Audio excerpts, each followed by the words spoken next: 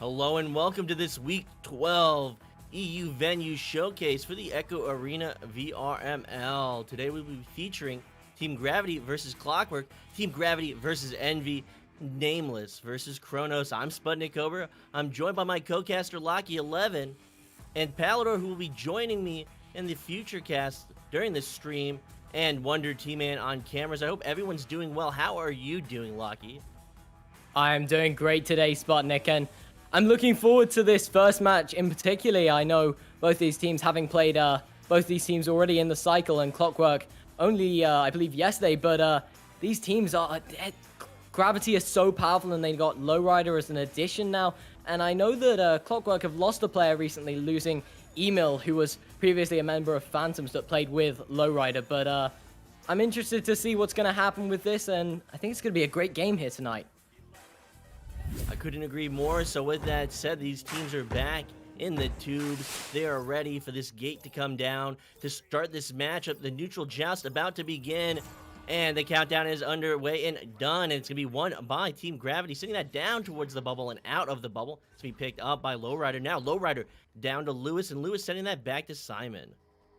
Simon now with the disc, walking his way up, making a pass over to Viatrex. Viatrex to Louis Anmo, and Louis Anmo just slaps it in with a great pass from Viatrex. And this passing play from Gravity, they are experienced, they have beautiful chemistry, and it just shows with that beautiful passing play, just slowly moving it up, and Louis Anmo there to finish it off with that slap. And Louis with that one, so that's going to be two, and that's going to be 2 points on the board for Team Gravity. Now to QB will be Taco. They're going to lose a player, so they're now down by one player on the court. That pass will come through for Team Gravity. Viatrex now, Viatrex to Louis. Louis off the post, sending that back to Bowtie, and Lowrider with it. So they have this man advantage, and there's no timeout coming through for Clockwork, so they're going to try and brave through this.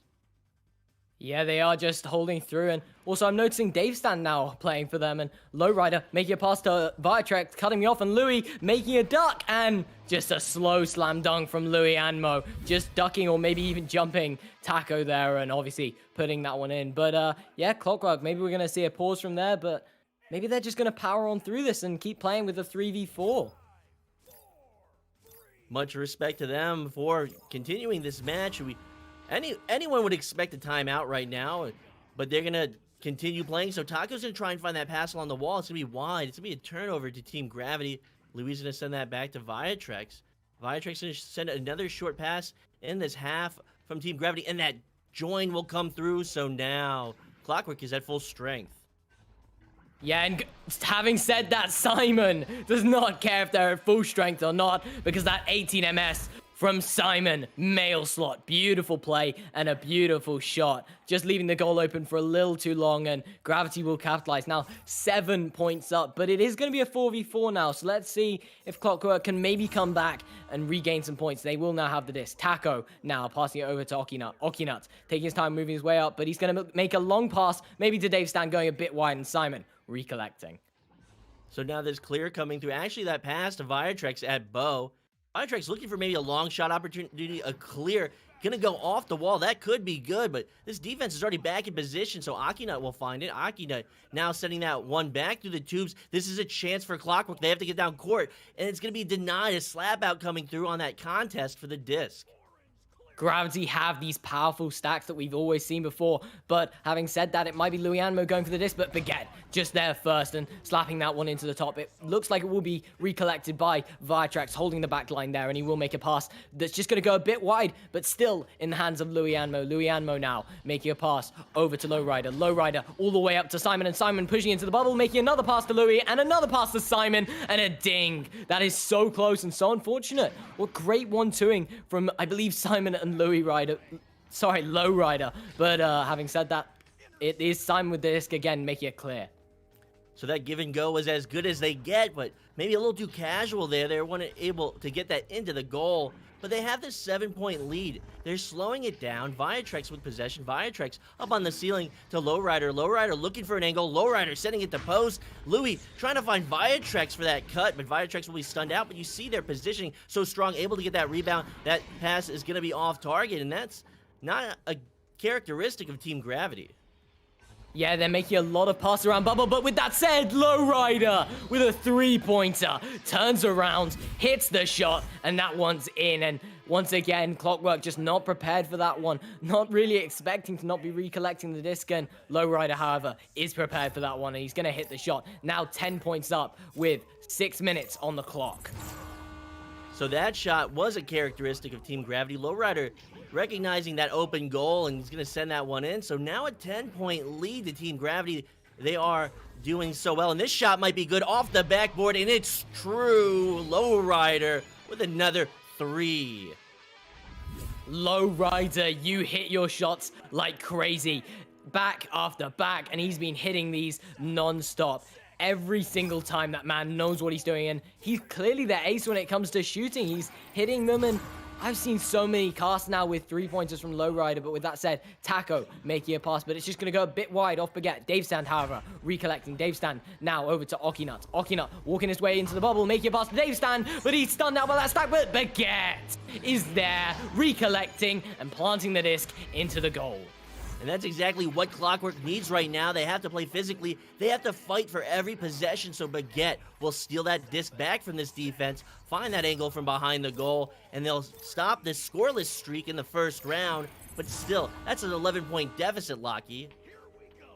Yeah, honestly, it's going to be hard to come back, and 11-point deficit against any team is so difficult to play, but against Gravity, it is almost impossible to play, I'd say. And the way Gravity playing, they keep it up, but maybe Clockwork have some momentum here. But with that said, it looks like it's going to be in the hands of, oh no, never mind, the turnover goes back to Taco, and it is going to be recollected, however, by Lowrider. Lowrider not with an open shot, not looking to take another one, but Lowrider pushing in, and Lowrider passing it with Simon once again, but it's just going to be a bit of a miss pass going to Simon. Now Simon juking his way into the bubble with a bit of a spin, but it's just going to be stunned out.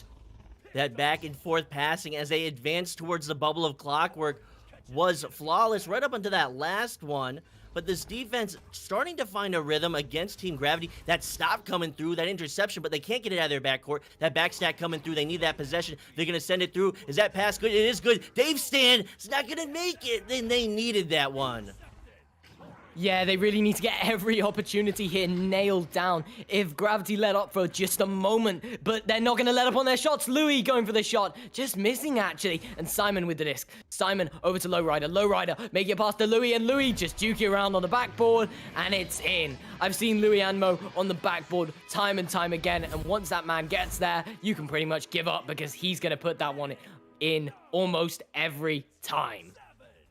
Louis, who has a lot of good movement on that backboard, definitely one of his strong suits, able to just really fake out that goalie. The goalie didn't even contest them because these goalies, they know that going against Lewis on the backboard is just so difficult. So you have a better chance just trying to predict that shot as he challenges the goal rather than challenging at the backboard. Let him come to you, but not able to find that stop there. So now with possession will be Team Gravity. They're going to send that through the tube. They're going to chase it down. They're going to shoot past it. But that backstack coming through now, maybe a shot, a pump fake, and it's going to be stunned. And now a chase for possession at the ceiling.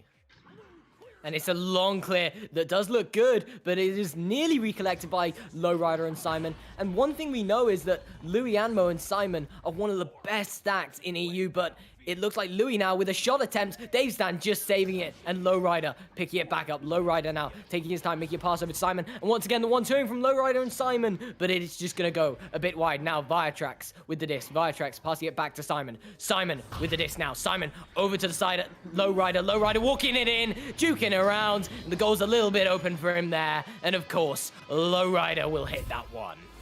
So Taco posted high on that crossbar, maybe trying to find a better position to challenge the pass opportunity at the ceiling, but getting caught off guard.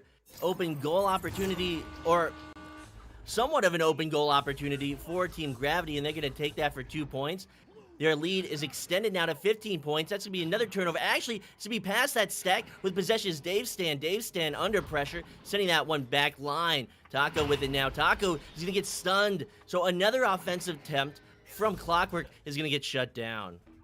But now it is, of course, the stack from Gravity picking it up. Louis Anmo this time with the shot. And just one mistake coming from Clockwork and immediately punished with that fast stack. And honestly, just brilliant play. The stun from Viatrex, getting the disc out there, and the stack is already ready. I mean, the chemistry that this team have is incredible. With that said, Taco with the disc. Taco making a pass, but it's just going to go a bit wide. And Lowrider, once again with an open goal. Will he take it? Will he make it? It's just going to be a bit wide, but Louis now with the disc. Louis getting stunned out by Okinut. Recollected, however, by Lowrider. Lowrider now on backboard, passing it out to Simon. Simon taking his time with the disc. Simon walking into bubble, going for the three-point shot as he is stunned, and it's in. Lowrider stunning out Taco there, and seeing the open goal. It will be good, and it will be in.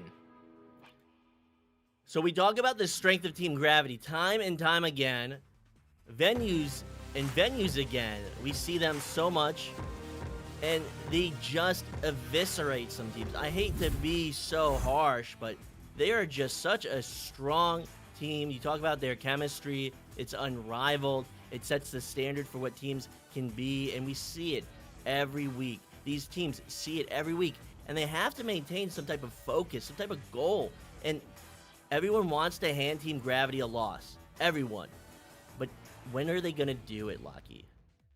And honestly, I'm not sure when. I mean, one of the only teams that could rival Gravity, and we saw rivaling them, especially getting the only win, I believe, against Gravity in Season 2, was Phantoms. And Phantoms disbanding as of late because Lowrider joins Gravity, maybe had enough of not being able to beat Gravity and just thought, if I can't beat him, I might as well join him. And Lowrider joins the team, and he's such an addition to the team. He is so powerful on the team.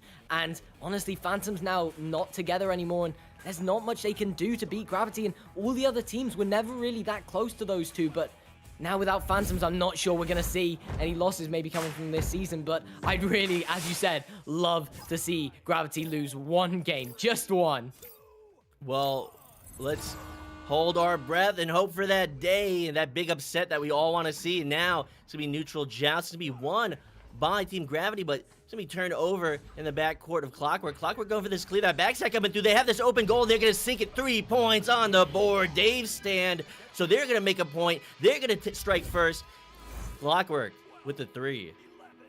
I'm not going to say anything because it's Caster's Curse, but honestly, they have the momentum, and maybe they can pull something off. They have a 3-point lead, and that's so devastating at the start. But Gravity now, they have an incredible joust, and everyone knows it. Louis just taking his time all the way back. Lowrider now with the disc. Lowrider passing it all the way across to Simon. Simon now with an open shot, maybe, and he takes it, and he makes it. Taco, however, just stopping it and making it a 2, I believe, nearly with a save. But what an incredible shot coming from Simon. I mean, he sees the small window of opportunity and he takes it, and he's not scared. He hits it, and it's brilliant, and that brings it to a 1-point lead for Clockwork. If there's one thing that Team Gravity is, it's confident. And we talk about confidence. They're going to pursue that at the nest. They're going to put that one in for 3 points. Talk about speed. Talk about coordination. They do it time and time again. I mean, as casters, we talk about it all the time, the punishment that comes from these teams, and Clockwork just messing up their QB there, but no team can punish like Team Gravity, and the punishment there was a 3-pointer, and immediately shot, but not punishing this one. However, actually just punishing it. Lowrider now with the disc. Lowrider with a long cross over to Louis. Louis now with the disc. Louis sending it all the way down to Simon. Simon with an open goal with Taco stunned, and Viatrex stealing his points, putting it in. Taco will get stunned out in goal. I think there were 2 players from Team Gravity in that goal challenging Taco. So Clockwork just not able to adjust and find a way to shut down Team Gravity's challenges in the bubble. So that's now a 4-point lead to Team Gravity. You can see how quickly momentum shifts. The first 3 points going on the board for Clockwork, for Team Gravity tightening down the bolts. And this shot coming through, but that stack so quick, they'll find possession on the back line. And that speed, as you said, it is incredible. And look, they're still stacked. They know they work well together, and they're doing it. Viatrex, maybe with a self-pass coming there. Viatrex now with the disc, looking for a pass up to Louis, but it's just going to be a bit wide. Taco now clearing it out. Actually, nearly going for a pass to Baguette, but it's just going to be a bit wide. And honestly, we've had 7 unanswered points from Gravity now, and it's just the power that they now bring to the table. I mean, they lost that 3 points, as you said at the start, but immediately punished straight after. And now Okino with the disc with the pass over to Baguette. Baguette passing it back out to Dave Stand. So the Clockwork offense, recognizing that they have to find a rhythm, they have to think their way out of this situation, and taking too much time to think will be Taco. Taco's gonna get stunned out, and Team Gravity, they will swarm you on defense. A nice interception coming through from Taco. Maybe they'll have another chance at this offense. Dave Stan now making this drive, making that cross to the shield. Taco getting stunned out. Will be picked up by Baguette. Baguette trying to make something happen. Akinut with an open goal, and Dave Stan, little cheeky play from him. He's going to steal those 2 points. Yeah, we saw it with Viatrex and Simon earlier. Viatrex just stealing the points on a stun Taco, but that was incredibly cheeky. I mean, Dave Stan knows that one's going in, but he just wants to secure it, grab it, and get the points for himself for against Gravity. But with that being said, a 2-point lead is all Gravity have now, and Clockwork can close that really quickly. Louis Anmo looking to add to his points, but it's just going to go a bit wide, maybe a bit of miscommunication there, but Lowrider getting a back pass and all the way back to him. Louis now with the disc. Louis over to Simon. Simon walking his way up, taking his time, making a bit of a missed pass there, but it's going to come back in the hands of Viatrex. Viatrex passing it to Lowrider. Lowrider walking his way up, and it's a shot, and it's in. He knows Taco is an incredible goalie, and he takes the top pocket shot. Maybe not perfect, but it is incredible. And you can see the Clockwork defense trying to catch up to Lowrider as he finds that angle behind the goal, but they're just not quick enough. So Taco is not going to be able to find that one. Now Taco to QB. Taco with possession at Nest under assault from that stack. They won't get the stun out, but there will be an error in the tube. And Team Gravity will retreat just outside their bubble, find possession, send it through the tube, not able to meet it on the first bounce, not able to meet it on the second bounce, and they're looking for it, but Taco with the slap out. And now Okinut recollecting that disc. Maybe a bit of a missed clear there. And it will be recollected by Louis Anmo. Louis Anmo going for a clear here. And once again, recollected by Taco. And it's back and forth here between the two teams. And absolutely swarmed there Taco is. And he doesn't know what to do with it. But, of course, getting a pass to Baguette. Baguette now passing it over to Okinut. Okinut walking it up, knowing he's not pressured, trying to find some time to think about what he wants to do against this incredible pressure that Gravity bring. And he will try to make a pass over to Dave Stan, but Dave Stan just a bit far forwards for that one, and it will be Lowrider passing it back out to Viatrex. And Akinut trying to challenge that reset to the QB, to the goalie. And now with possessions, Baguette along the floor. That's not going to be good. That's another chance on offense, but an interception coming through, and a ding, another chance. Back to back. They're having a hard time executing, but it's only a 4-point lead. The Team Gravity stun will come through. Baguette with that shot. That one's not going to be good. They need to get these points on the board. They can't afford to turn it over. Maybe a bit of panic coming here from Clockwork. I mean, dinging that 2-pointer is so unfortunate. It's the sort of stuff you really need to be curing in the Master Tier, especially against Team Gravity when they have this 4-point lead. And then just a bit of a wide 3 from Baguette there. But so unlucky, but they are controlling the pace. However, Lowrider also intercepting the disc and now going for a shot of his own. And it looks good. It's dinging though. So close, and Lowrider nearly added to their lead. However, Simon looking to add to it once again. Simon walking his way up on backboard, being like Louis Anmo, but dinging the shot. It's going to come to Lowrider though, and Lowrider puts that one in.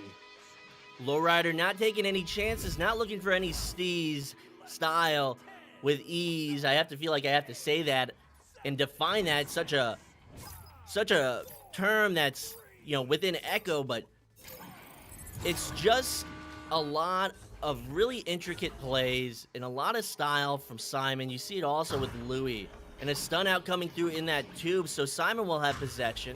Simon looking back, that stack now challenging, and they're just gonna really set the tempo now. They have this 6-point lead, Locky. Yeah, and Lowrider with the disc. Lowrider looking to add to it, but it's just going to be saved, of course, by Taco. And Taco is an incredible goalie, and we've seen him before many times. He is absolutely fantastic in the goal, and one of the more notable goalies as well, playing for, I think the team was Omega. I think that was the team back in Season 2, or maybe before that, but it looks like it's going to be Okinut with the disc, looking to attack into the bubble. Bit of a missed pass, though. Simon, however, stunned out by Baguette. Baguette looking to close the gap, and Okinut with the disc, stolen by Dave Stan, but Dave Stan's going to put it in again, and Dave Stan has stolen Okinut's points once again. You can see Akinut having that arm back and ready, waiting for that stun to come through, waiting for the chances of that going in to increase exponentially, so he will find that. Good timing, good coordination from Clockwork. And the stop coming through from Clockwork, it will be picked up back again by Lewis. So an opportunity there. Now Akinut with it. Akinut is going to somehow get that forward, and he's now going to lose it. It's going to be a traded stun coming out. Baguette now. Baguette with the shot. This is a 2-point game. Clockwork is staying focused. Clockwork may be able to do this, Lockie. Honestly, we don't see that ever from really any Master teams, messing up the QB there and Lowrider just taking a bit too much time with the disc, but somehow Gravity have been the ones to mess it up, and Lowrider just losing it there. Not gonna lose it this time. He has Simon there to back him up, and it is Louis Anmo now with the disc. Louis taking a bit too much time, maybe Okinut hot on his tail, and a bit of a missed clear there. It is a 2-point lead, as you said, and we could see this coming to a round 3 game, and I'd honestly love to see it, and maybe just a bit of a wide pass, but Louis breaking to grab that one. And again, just a bit of a wide pass going to Simon. However, Simon recollecting over to Louis, and Louis walking it in. Louis planting the shot, and that one's past the goalie there, and it's in.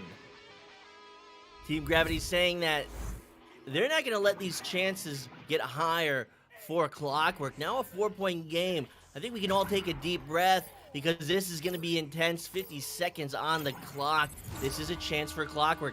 Can they do it? Taco with possession. Taco now sending it left. Baguette looking for an opportunity. Going to send that cross along the wall. You can see Team Gravity hot on his heels, and they're going to get possession. They're going to get down court. They have this open goal, and they're going to send it in for 3.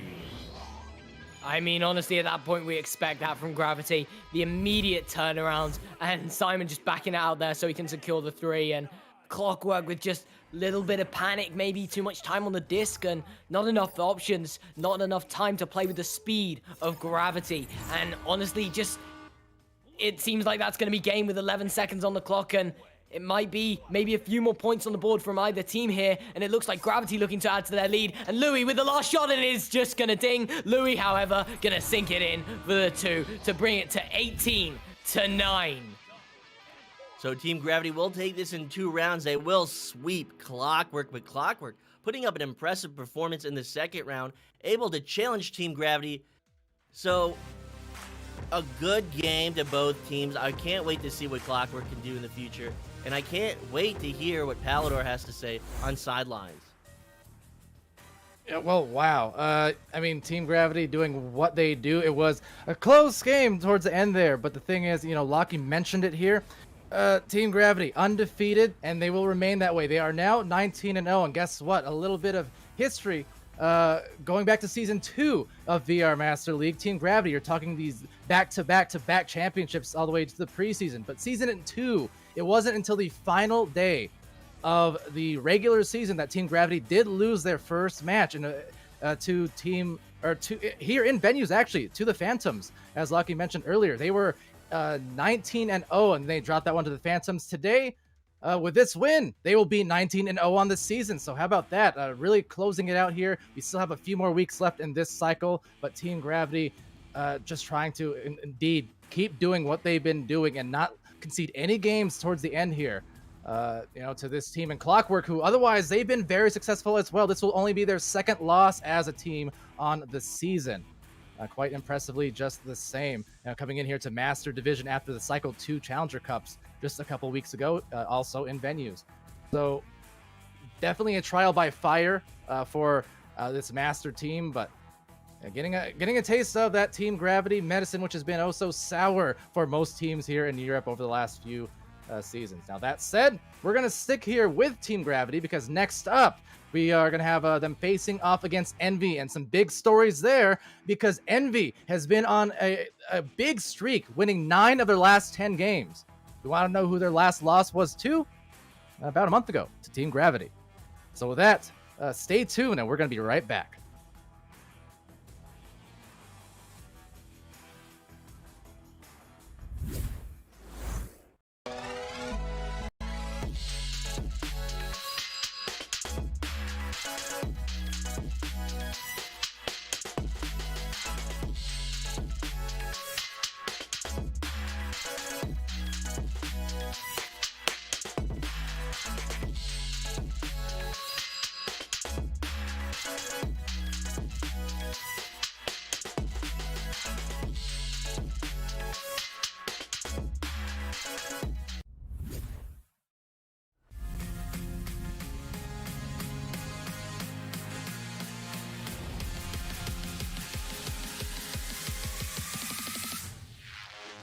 up to Ninja Knight. Ninja Knight behind the goal. And Street Boo with the save, denying that one. So Street Boo really on full display. Tortoise and Anubis to get themselves another 2 and stop what was 6 unanswered points from Dust Bunnies. There's that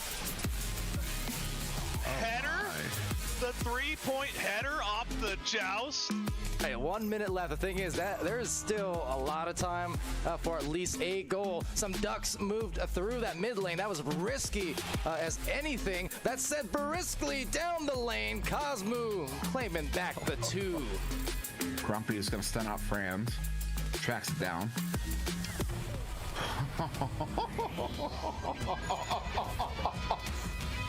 All the way down towards the bubble. A good chain there. Andy with it. 2-on-1. Again, single shot. What a stop. He sends that one away, and Jail Graham's going to pick it up, turning it around here for Ethereal. Back to Aiden. Aiden now sending it over, but vacant. Well, the Steel picking it off, and Breezebo trying to walk it up the floor here for some more offense. 4 minutes left. Yeah, Phoenix really doing a great job of passing, working it along the baseline. Jason now on the baseline. To Titan. Titan looking for that crossover. Oh, just a fake. Titan, the take. Oh, but not the make. A grab here from Grumpy's Broom. Can he do it again? No. Steel Sky, the heroic grab. And Steel Sky. They're not letting this league get carried away. And they're applying the pressure into the zone of Extinction as Extinction gets the clear. Oh, only that, the shot. Dazzling here. Off of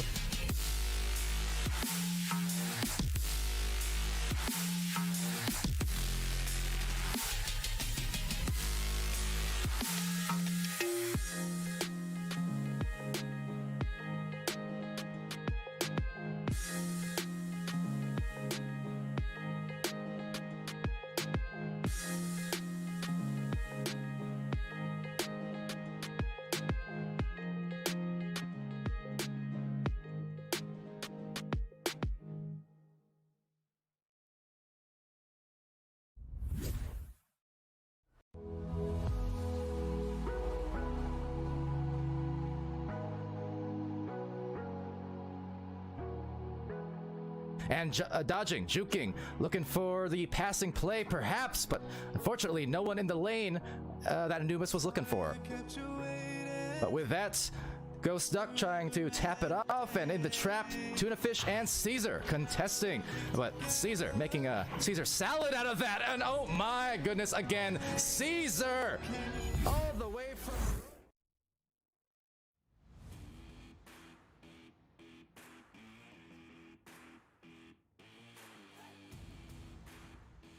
All right, everyone. Hello and welcome back to VR Master League here in venues, as well as Facebook Live, YouTube Gaming, and Twitch, of course. And everyone joining us here today, thank you so much for doing so. We got Team Gravity back to back, and as I alluded to just before the intermission, well, some interesting stories here. Team Gravity, now, will history repeat themselves? I mentioned in Season 2, they were 19-0 last day of the regular season, when they dropped their first match of that regular season against Phantoms. Now here they are back on venues, just like in September. They're facing off against Envy, a really, really hot team here, winning 9 of their last 10 matches. And the last loss they took was, in fact, the Team Gravity about a month ago. So huge stories here for Envy to keep their hot streak against this reigning, defending back-to-back champion, back-to-back-to-back even, dating preseason. And meanwhile, I mean, that record is mighty right for the taking for Gravity to have some repeat, performances of last time around that Phantoms game. And Sputnik over here joining me on cast, Wonder T-Man on the cameras. Lucky will be on the sidelines for this one. And Sputnik, I'm not sure if you recall that match between Team Gravity and Phantoms, but it was one of the most memorable ones in the sense that it was a barrage of threes. There were 20 or 30 points in that first round from what I recall, 70 points total between the 3 rounds in that match. This one gonna be a ferocious match as well. And Ferocious, as these teams roar through the gates, it will be won by Team Gravity, turned over at the ceiling to Infiltrate, be picked up by BK. They're gonna send it through mid. These stacks are looking to come through. They're actually not really together. That lone player from Team Gravity will get it past that Team Envy player in the tube. The shot coming through, that's not going to be good. It's going to ding. It's going to be slapped out by Envy. So Envy looking to start strong, looking to find some momentum. They'll get that forward pass to Niles. Niles is going to get shut down by that Team Gravity stack as they quickly reorient and get set up for offense. Now Simon with a disc. So we saw, obviously, the team connections, the chemistry between this team. I mean, they have team in the name after all, so they are definitely well linked, and the chemistry is amazing when they get it going with the passes. I mean, there it is. Louis from the back and drops it home. What a lovely passing play to get them their first 2. And a little bit of dancing on that goal from a player of Team Gravity, so they're happy with that one. And we talked about Louis being so strong from behind the goal that most goalies will try and wait for them to challenge him. And in that circumstance, it's the same thing. It's so hard to come out of that goal and challenge Louis because he's able to preempt any type of strike from a goalie and just get around them. So Team Gravity's going to find possession. That's going to go off the floor. It's now in the bubble and going to be picked up by Envy.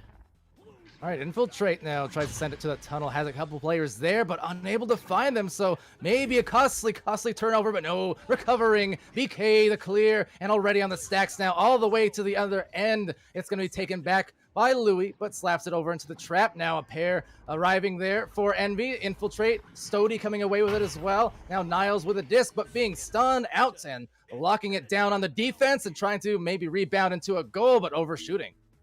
You talk about the cohesiveness, the stun coming through on that player of Team Gravity, denying that shot from behind the goal. But you talk about how cohesive their stacks are, their positioning, their ability to get up and down this court, reform their stack, challenge appropriately, and it's just a work of art. They do it all the time, and we say it all the time, and Simon gonna try and get around that defender, but Envy gonna get the shutdown. Oh, absolutely. One of the most well-known and definitely considered fastest stacks for quite a while on Team Gravity. And, you know, Louis, Simon, kind of the dynamic duo as they've been known and just shown all of that chemistry on those chains linking up together so quickly, but then putting in the passes and slowing it down when they need to be. Here it is, offense from Simon and looking for Viatrex maybe on that right shoulder, diving in. There's Louis also cutting from the bottom, and there's that connection I talked about, Simon to Louis. You talk about a slim margin, and that was it on display. Simon gonna be able to send that pass to Louis as Louis cuts it on that narrow angle, totally escaping the vision of that goalie, taking them by surprise. That's 2 more points on the board for Team Gravity. All right, Infiltrate now launching out, but another turnover here, just dinging, maybe even getting back in. I was looking for a headbutt attempt. Viatrex said, I'm going to just secure the 2. I only say that because I've almost been trained by the players these days. They've been so good at controlling those headbutts. I've seen a handful of them this season. I almost expect it, which is very, very strange, but also a testament to the skill. I couldn't agree more. So now a 6-point lead to Team Gravity. And he's going to have another try. Infiltrate, banking right. Able to avoid that defense, but that backstack, not able to avoid that, so it will be turned over. Lowrider sending that one cross. Going to be ahead of its target, but pursuing it will be Team Gravity. Viatrex now down to the floor. Does this angle exist? And it does. That pass to Lowrider is going to enable another 2 points. Hey, what can you say? 8-0, that is perfect passing play. All the way down the field. I mean, causing turnover and then just finding the right pass. It's as if, you know, they're all on the same wavelength, the same mindset, where just the moment one person gets a disc, the other 2 or 3 players are already positioned, they're already cutting. It's just such fluid motion we're seeing from Team Gravity right now. And that clear is going to get through, and it's going to get through again. Another player, and this is going to be a nice 2 for Viatrex. Now a 10-point lead, so Envy trying to find a rhythm. We talk about a rhythm. We talk about getting in step, finding a groove. It's so essential in all things, not just Echo Arena, but so important in Echo Arena. And you can see when teams are out of step. And right now, they're trying to adjust. They're trying to find some way, and that shot might be good, and that's the step that they needed. Stody stepping into that one and getting it at 24 meters. Yes, Stody with a little 2-stepper and gets a 3 at that. So nice way to get them on the board first. And we saw it in the last game, right? We're following Team Gravity back-to-back here. Clockwork, that first match. And we saw round 2. It was a lot more close in junctures, and we see that really across the league, across our regions. Sometimes teams do need just a little bit time to settle down, to adjust, and Team Gravity, you know, they're coming in warm, well practiced essentially off of their first match. Meanwhile, here is another turnover maybe will be had by Lowrider. So we're starting to see a little bit of momentum shifts caused here thanks to this defense. And that pass, that shot, not on target, but still within the bubble of Team Gravity, going to be picked up, slapped down by Niles. Niles now to Stody. Stody to that upper player and not able to complete that. Put into the goal, a stun out coming through from Team Gravity. Team Gravity going to pursue that clear, going to pick it up at mid. A nice block coming through from Lowrider, so they'll send it back. That's going to be through. It's going to be in the hands of BK now. All right, so it continues. They had a couple great looks on the other end here for Envy. Could not capitalize, but they have gotten the disc back over and over now. Really starting to cause some trouble, so looking to regain some focus and regain some of that momentum. It is Simon with a clear, and actually a pass over to Louis, of course, from the bottom. Nearly drops it in as well from deep, but a rebound looking good off the anchor shot right down center. Louis had all the time in the world. Those stacks from Envy were just locked up at mid, the stuns coming through, so you can see the brawling skills as well. You can see how essential brawling is, able to make that play into a decided 3 points. Now 13-3, 3 minutes on the clock, 10-point lead to Team Gravity. Tough there for Envy because, again, they had a lot of opportunities. There's another one, but a ding as well. Rebounded up top by Stody. Stody backing it out to infiltrate. So they're down double digits. They've got 3 minutes and now getting stunned and has a few lumps as well. So Viatrex creating the turnover. Simon and Louis stacking down the floor, of course, but just missing the disc there as it will be slapped and recovered nicely by Niles, another veteran here of Echo for the last few years, almost 4 now. Absolutely, Niles. I love that guy. So now with possession will be Infiltrate, sending that interception to Louis. Louis not going to be able to get that clear past BK. BK's not going to be able to get that pass past this defense. And Team Gravity, once again, with that forward position, they're going to send it in before this defense can set up. And that's now a 13-point lead to Team Gravity. Gonna be tough, Sputnik, to overcome this one for sure. But again, I do like the kind of change in tides we saw in terms of not just rolling over and conceding these goals over and over. I mean, we're still seeing a lot of contesting, a lot of defense being played now, and a lot of stalwart defenders certainly on this Envy team. So things could still change if they can keep this together and really just carry it on into a round 2. But Team Gravity looking set to sail off into the round 1 victory, but just not making it easy as you see another turnover, and there's a shot. So some cracks forming in that defense. Envy able to find that pass through the defense. Team Gravity looking to relax, maybe looking like they were just not being so aggressive there. And the key to their defense, the key to their success is their excellent positioning and just the aggression that they put on these offenses. Aggression is right, and that's really the tides of Echo Arena, right? Just slowing it down, speeding up, slowing it down, speeding up, but just finding a good rhythm on offense or defense, and also trying to keep the other team off their rhythm. And that's exactly, as you see again here, exactly what Envy has done. It's just not easy walk-ups whatsoever. They have to get a lot of those passes worked through, and then another miss. So with less than a minute left, still going to be a win for Gravity in the first round, but you know, over and over. Yeah, on the defense, I do believe Envy may be in store for a much better round 2. Very similar to Clockwork just minutes ago. Definitely. So now they have this 13-point lead. They're absolutely going to take this first round. So Envy looking to find some momentum. They got to recite their mantras. They got to get centered. They got to focus themselves, and they got to bring their best to the second round so that Joust advantage will go through. A shot maybe going to go through, but Lewis is going to say no, no, no. And picks that off of the goal, and now taking a boost off his BK with a nice stun, but Louis there for the recovery from the roots, so passes it off. Lowrider already well prepared. Viatrex just as well, lining it up, a fader, and still nearly made it if it had not been for the corner of the barrier, but still yet buries it. Simon putting a 3 to his name and to Team Gravity's as well. 21-5. Now to the sidelines. Lockie, what'd you think?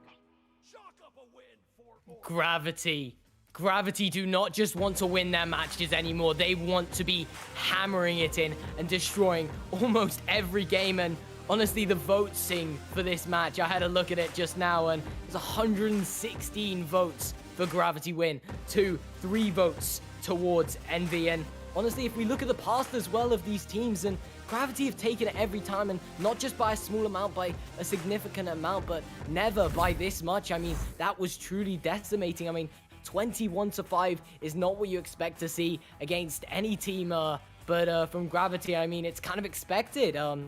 But they've also used Stoti and Infiltrate, and I know that Envy are a 5-man roster, so they alternate between their players all the time, and they are missing out today on that stack of National, Agency, and BK, which are, of course, incredible players. But this round, Louis and Mo getting 10 points on the board, loads of points for him, but Lowrider shots as well. I do not want to miss out on those, because every shot he takes, he really just hammers in. I mean, I saw some top pocket 18 MSs from him, and honestly, it was just decimating to see with 10 points at the start. But with that being said, I'll hand it back to you, to Palador.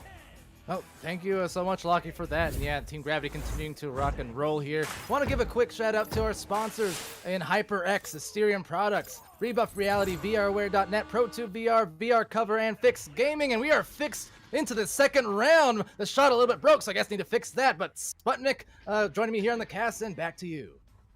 So now they're going to send that one back to the back line. Simon's going to send it right back up to Lowrider. Lowrider now into the bubble. And Viatrek's not able to sink that one. It's going to ding and out of the bubble, being pursued by Team Gravity. He's going to find possession. He's going to slap that one now mid. Simon with a duck. Simon with the pass. That other pass not going to be on target, so they can breathe a sigh of relief. Envy with the clear.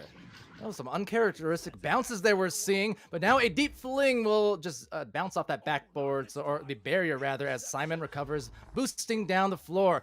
Gets a little bit bold with it. BK punishing, now finding the pass down to Niles. Niles, but all the meanwhile, Lowrider says no rider, and back into the trap. And that save is going to look really pretty, and this shot might be really pretty. Ooh, it's going to ding, and it's going to be back in the hands of BK. BK not able to find that clear. It's going to be now at the ceiling. Stoty's going to find it, though. Stoty's going to hit it off the Geo, so it's going to slap out and slap through, and that pass is going to be through, and that shot is going to ding. Okay, this is a kind of chaotic start for sure, and Team Gravity has to be careful because a few of those dings, and now you can see that rhythm really starting to change. There's BK trying to find the three-point angle. They're going to rebound it. Denial's there. Beautiful job to earn themselves, minute 20 in, their first 2 points over Team Gravity. And we saw this in the previous round, but Team Gravity able to bring control of this game back into their hands like the reins of a horse.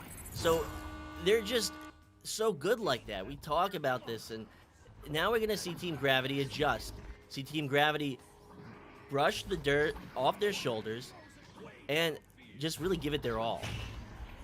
Absolutely. When you do get a little bit out of sorts and distraught there on some of the offense, not getting things going your way, what do? Slow it down a little bit, find your spacing, find your passes. Basically, it just gives you a moment to breathe and to recover, and we're seeing at least a little bit of that. Of course, again, Envy not making it too easy because they are playing rather aggressively outside the bubble, marking the targets and trying to keep in these lanes as well, but nicely woven passes here from Team Gravity will actually get them right into the bubble just about, right in the edge of it as Simon lines up the next pass.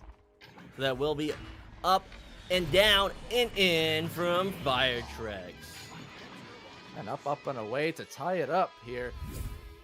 Wonderful passing once again. Not the easiest thing in the world executing like that, especially it's kind of a game of percentages, right? These players, these teams, so talented at the passing game, but once you start stringing along, 5, 6, 7, 8, 9 in a row, eventually you're bound to miss one. So to be able to execute like that is a testament to the ability, as Stoti is looking for a play to infiltrate right back to Stoti and waiting for the players to arrive here on the offense with another pass, but a good stun and dive from Louis.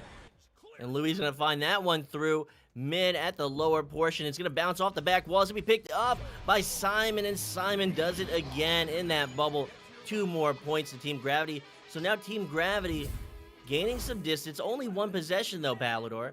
But this is something that Envy has to stop right now. Oh, definitely has to do that because Team Gravity is starting to find their foothold again. I mentioned the paces, how they slow down, they speed up. We saw that in the last 2 plays. The first 2 scores of Team Gravity.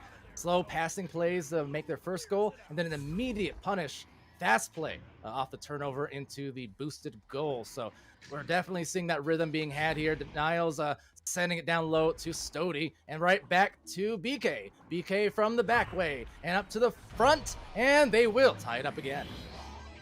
So something that Lockie said earlier in his analysis, which was critical to this game, was that this Envy team is not playing with national agency. So they're able to do this right now with a player that isn't on their default roster. And they're doing pretty good, Palador. Oh, absolutely. Any team who makes it here to Master, I mean, they're here for an absolute reason. And right now we're seeing the skill come through, but obviously the undefeated Team Gravity here, champions notwithstanding, just in the season alone, they have been better than ever. And you know, we're seeing Envy here still putting up a really great fight, who, again, they've won 9 of their last 10 matches. Their only loss was to Team Gravity, so still yet, Envy is showing that they belong here. And that shot's going to be a miss, but we talk about roster changes. Earlier in the season, this Team Gravity team was playing with Nillywick on the back line. Nillywick deciding to retire again, and Lowrider taking his place, so Team Gravity just so quickly able to adjust to changing team dynamics, craft new team dynamics, and Simon gonna get shut down on that attempt off the post. Oh, those are some moves being put through. I was also impressed with just the catch alone by Simon, but the little spin, the flourish, resulted in a punch instead. And speaking of punches, well, Niles having the lights knocked out just a bit, but Viatrex recovering. Over to Lowrider and over to Simon. Look at that two-man play. Lowrider and Simon just passing it between and kind of toying around to get themselves a 2-point advantage. That was great. And that was a good challenge from Infiltrate of Envy in goal. He went to that player, got the stun out, but that touch was there, and that assist happened. So now they're down by 2 points, and they're going to send that one forward to Stody. Stody now sending that one down to the floor. BK not under pressure just yet, and that's rare.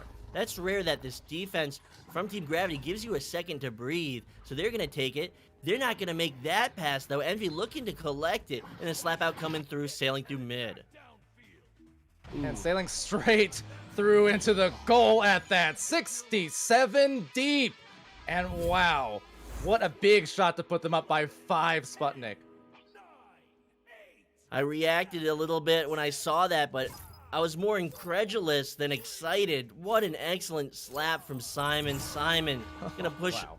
3 more points on that board with such an effortless looking play. So now in the bubble, it will be picked up by Infiltrate. And maybe they feel like the wind is lost in their sails, but that ding is gonna be on for Team Gravity in the clear through tube. Yeah, gotta be really careful here. If they make this shot, that would be big, but just missing it, unfortunately, could have undone all that damage from that last shot there, because those long flings going in, those can definitely be just breaking on the mentality, as that one just goes right past the goal, nearly in, but rebounded here, and another attempt, the pass a bit too far behind, rebound still yet, and some numbers as the defense recovers, and a pass fake from Simon. Simon eyeing down the 2 diving defenders, straight up, but a ding, and Infiltrate recovering, if only for a moment. And that other slap out from Envy is going to send it to mid. That one player from the stack is going to sail past it. He's now out of the play. He might now be in the play. He's going to be pursued at the ceiling by Team Gravity. Trying to get back into that play will be that backline player now from Envy. So they're trying to readjust. That intercept will come through. Niles sending that through mid. And that stun, that triple stun by Team Gravity in mid. And we're seeing here Team Gravity, I mean, they're in the last couple of minutes. That's a turnover, but another immediate one following it, too. So similar, indeed, similar to what we saw in the Clockwork versus Team Gravity game to start this venue stream. But will it end the same way? Maybe, because a pretty good lead with 2 minutes left, and especially if Team Gravity employs some of those, well, point scoring plays. But I was going to say, if they can also just employ some of the stalling that they can also do very well, I mean, they definitely have a pretty good secure on this round, it seems like. Simon says top pocket. And that's what Simon does. So he's going to find that shot to the top pocket, getting that defense off guard. That's going to send forward from Envy. Envy not able to complete that forward pass on that relay. So now with possession is Viatrex at the back line. They're maybe looking to do some clock management now, pulling out that defender. And you have to see how aggressive Envy has to play now. They're down by 7 points. Team Gravity has his forward advantage. His defense gets back in position. That backboard shot's not going to be good, so it will be picked up at the wall by BK. Yeah, that corner anchor spot with that post, just a really dangerous place because you can really go a lot of ways as Stody gets the shot to bring it back within 4. So this game could still go another way, Sputnik. I mean, not a lot of time, but they really needed that, and they got it. For both these games, it looks like Team Gravity modulates their energy output. I mean, they're not like a generator, but they definitely modulate the way they play. They definitely play appropriately, and they'll play to the last minute, but it seems that they just change it up. And they have this advantage now. They have a 2-possession advantage over Envy, and we have less than 20 seconds on the clock. So this is going to go to Team Gravity in 2 rounds. That pass is going to be through. It's going to be past that play. It's going to ding, actually. Maybe 2 more points, 3 more points. And at the ceiling, it's going to be taken away by Stody. Scores a 2 just as the clock is about to expire, so will be no more time in Team Gravity in the 2-rounder. We'll take this one, and well, so far, 4-0 across the rounds in these last couple matches that we've seen now. So success for Team Gravity, and as you mentioned, Sputnik, the modulation, the ebbs and flows, as I say, kind of the nature of Echo. You know, playing at a high level like this, it's difficult to sustain a single high pace the entire time, or to sustain, you know, all that focus. I mean, Echo is such a physical game. We saw it there, and you know, well done to Envy for just making it very, very close. But with that, Team Gravity does in fact avoid repeating history from back in Season 2, because now they're going to be 20-0, so not looking at that 19-1 record they found, you know, just months ago back in September. And some success for them as we wind this one down and prepare for our next match. But of course, I'm very interested in hearing about what Lockie has to say here on the sideline. And once again, Gravity hitting hard, but it seems like they like to take a strong round 1, maybe trying to play a mental game, and they did the same with Clockwork, mercying Clockwork in the first round, but in the second round, Clockwork came down to much closer game, and at one point it was only a 2-point lead to Gravity, and in this game we see a very powerful stand from Envy in the second round. Only a 2-point difference, and of course, coming into the start of the game, they were not destroyed mentally. They were prepared, and they got the first 2 points, and they brought it really close, and only 2 points against Gravity, and that is incredible. And I didn't say they were using their proper roster, because they are, of course, a 5-man roster. Stody is, of course, rostered as well, but I've often found when playing against the Envy that their strongest team is often utilizing the strong stack coming from National and BK. They are such a duo, and they have had so much chemistry together. But with that being said, I'm going to hand it back over to you, Palador. All right, well, I'm going to hand it back to an intermission here in a second because, ladies and gentlemen, we have one more match, and this one we're going to be following Kronos as they go up against Nameless. Nameless, of course, familiar with Master Tier. We just saw these couple Master Tier games here. Kronos, a team who formed not too long ago, with the players certainly well experienced, and to the tune of a 6-1 record here. Very, very strong start for Kronos, and Nameless is going to provide them the toughest challenge yet as we progress into the finality of this 3rd season and this 3rd cycle. So we're winding it down, and right around the corner, we'll be back with your final match here of this venue's block, so do stay tuned. Good afternoon, Jackson Jills. I'm Matsuya Demui, and this is 3-Minute Meta. Bubble defense is going to be the final topic I cover in what I am calling the core of this series. This is not the end of 3-Minute Meta, but it is the end of this more structured and general section. Each new video in the series will be covering a specific aspect of strategy, going into a short deep dive or breakdown of why strategy did or did not work in a given scenario, or covering other topics that this first section did not, such as launch configurations or more specific plays in a given scheme. But with that out of the way, let's talk about bubble defense. The concepts behind bubble defense are fairly simple and straightforward. If the offense breaks through mid, drop drop back and defend the bubble. Once you're in the bubble, coordinate your coverage. Cover lanes at the edge and cover bodies in the bubble. And most importantly, never leave the goal uncovered. Of course, in simplifying to such a degree, we're ignoring a lot of nuance and more specific strategies. But much like everything else in Echo Arena, the specifics can be innumerable, and the meta, particularly in regards to defense, is still actively evolving. When set up in the bubble, it is common to see the offense hold the disc deep in the neutral zone. Their intent is to draw out your defense. In general, if you have the lead, you can let them sit there and burn the clock down. However, if you are behind, all that time lost is time that you could use to regain the lead. If you decide to challenge the disc carrier, there are two general options, single or chain. The trade-offs here should be apparent. A single player is more vulnerable and will generally take longer to get back to the bubble, but if they get stuck out, you are down only that one player. A chain, on the other hand, may be more effective and can get back to the bubble quicker, but if they get stuck out, you're down two players. Neither option is more ideal as a rule.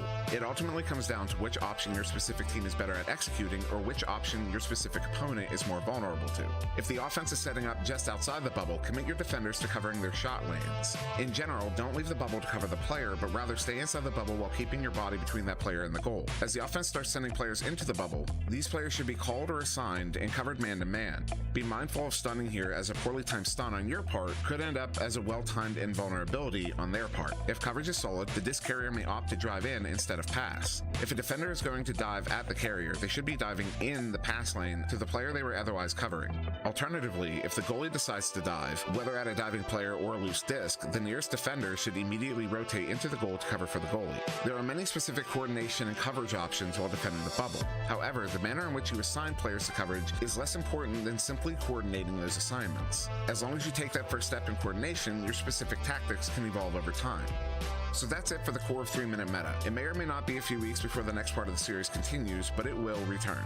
I want to thank each and every one of you for taking the time to learn the meta of Echo Arena. This VR sport has become my passion, and your success is my success. The only way this sport becomes the thing we all want it to be is if we become the players we are all determined to become. So again, thank you for your interest in the Echo Arena meta. With all that said, I've been Monsieur Demouy. Please like, share, and subscribe, and have a wonderful season.